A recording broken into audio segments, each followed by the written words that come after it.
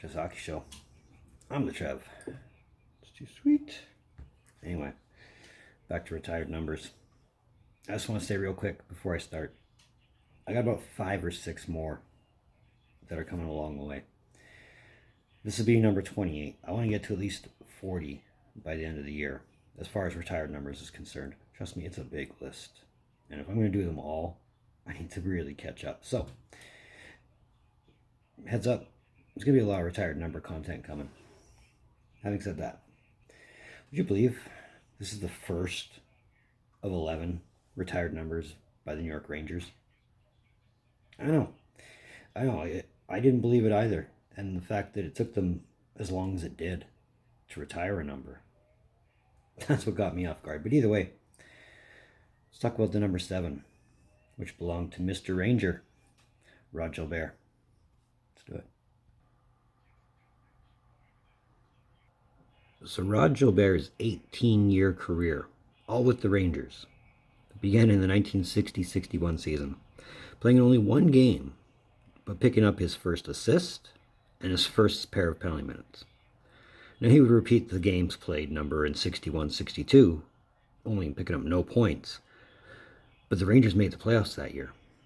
And in the 4 playoff games Gilbert was in the lineup for, he tied for the team lead with 5 points, with Dave Ballon and Earl Ingerfield. So based on that, he became a full-time fixture for the 62-63 season, playing in a full 70-game schedule, because they played 70 games back then, while putting up 31 points in the process. So not bad for rookie numbers. 63-64 season saw Gilbert play another full 70 games and doubled his point production from the season before, putting up 64 points and finishing second in team scoring. It's also worth noting that for the 63-64 season, Gilbert played in his first of 8 NHL All-Star games. That's a handy thing to put in your career resume too, isn't it? The 1964-65 season was much the same. Only this time Gilbert led the team for the first time in his career in points in all offensive categories, with 25 goals, 36 assists, and 61 points.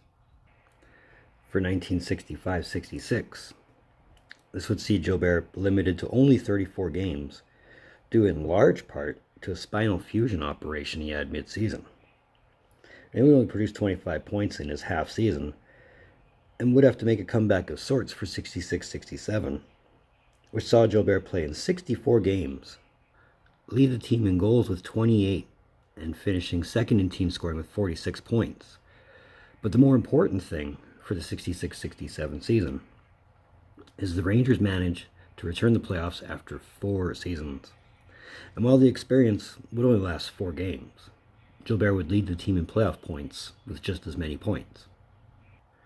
The 67-68 season, for the Rangers anyway, was quite notable for being the year they would move into Madison Square Garden the 4th. Yeah, there was 3 before it, and while nobody calls it Madison Square Garden the 4th, they just dropped the 4th and call it MSG. But quick history note, there's been 4. But a really great way to break in a new arena is, well, 1, have a winning season and qualify for the playoffs. And the Rangers did both. In the regular season, Gilbert would finish second in team scoring with 77 points and finished the 6-game playoff stint with the team leading 5 points against Chicago. And Gilbert this season would get his only second All-Star team nomination for his production during this season. 68-69 would be much the same, with Gilbert finishing second in team scoring again, once again putting up 77 points, this time in 66 games, and leads the team in assists with 49, while only putting up 1 goal in 4 playoff games against Montreal.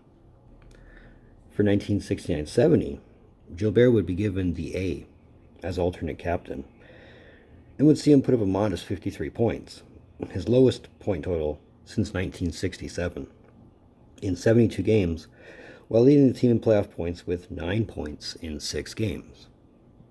So the theme here is they make the playoffs, but they don't last long.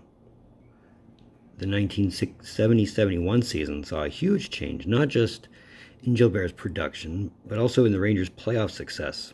Now, Gilbert would get back to the 60-point range, putting up 61 points in 78 games, while finishing third in playoff points with 10 in 13 games, as the Rangers actually managed to get past the quarterfinals, losing to the Blackhawks in 7 games in the semifinals. But 71-72 was a career year for Gilbert, and this was largely in part to being paired with John Ratelle and Vic Hatfield, both of whom we'll be talking about at some point, to form the goal a game line, or GAG line for short.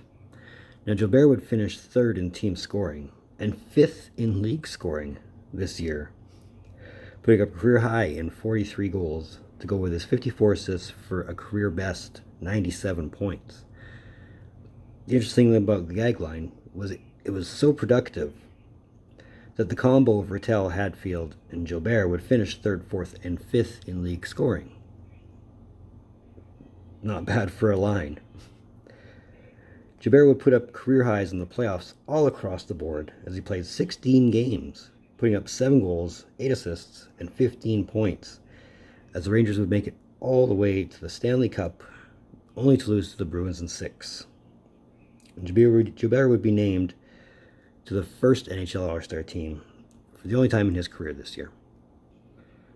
Having come off a Stanley Cup Finals experience, the bar was set again, and Gilbert for 72-73 would put up 84 points while adding 6 points in 10 playoff games. So while the run was good the year before, we were getting back to the same. The 73-74 would be essentially the beginning of the dismantling of the GAG line, as Vic Hatfield would be traded to the Penguins in this season. But despite all this, Gilbert would still put up 77 points in 75 games, while adding another 8 points in 13 playoff games. 74-75 would see Gilbert put up a team lead and a career best in assists with 61, and with points he would match his career best of 97, with only putting up 4 points in 3 playoff games. And unfortunately, this would be the last time Gilbert would see the playoffs. That would also be the last season for his former line mate John Ratelle, as he was unloaded later.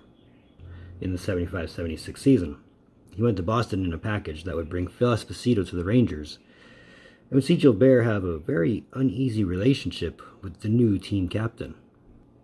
The whole thing was Esposito's number 7, Gilbert's wearing number 7, and Gilbert didn't give up the number 7. So take from that what you want, right? On the plus side, though, Gilbert did put up 86 points in 70 games, which led the team, along with his 36 goals and 50 assists. At the conclusion of the season, Gilbert was awarded the Bill Masterton Memorial Trophy for his dedication to hockey following his back issues from earlier in his career.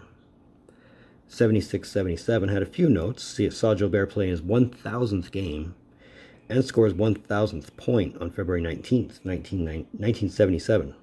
And Gilbert would lead the team in assists, once again, with 48, and finished second in team scoring with 75 points in 77 games.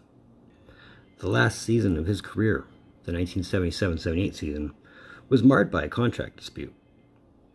As such, when Gilbert did finally come to the team, he scored 9 points in 19 games, obviously his lowest production ever. And though the Rangers did qualify for the playoffs this season, Gilbert instead retired following the conclusion of the season. So there's that. But that's okay. The Rangers only played 3 games. So he would have only been playing 3 more playoff games. But that is the career of Rod Gilbert. So to round it all up, in 1,065 games played, Gilbert would have put up 406 goals, 615 assists for 1,021 points. As far as playoffs is concerned, 79 games played with 34 goals, 33 assists, good for 67 points.